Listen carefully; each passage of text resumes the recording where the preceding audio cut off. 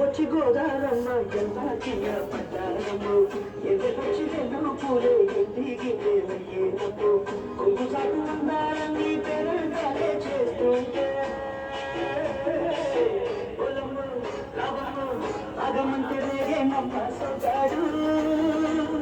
ఆగడ పిల్లోడైనా నీవోడు ఆగమంటే రేగేనమ్మ సొగాడు ఆగడ పిల్లోడైనా నీవోడు